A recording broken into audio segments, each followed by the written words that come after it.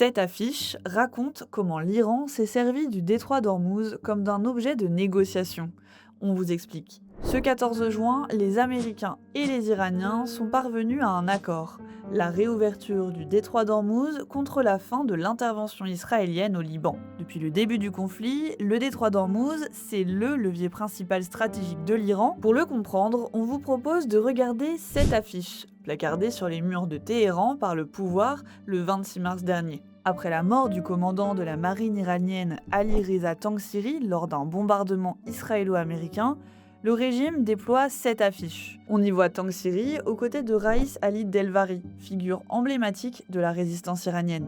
L'affiche fait rapidement le tour des réseaux sociaux, beaucoup y voient une référence à une scène culte du Seigneur des Anneaux.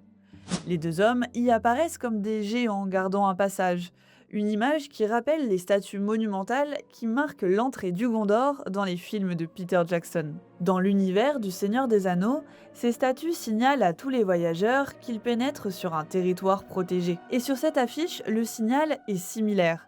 Tangsiri et Delvari incarnent les gardiens du détroit d'Ormuz. Ce n'est pas anodin.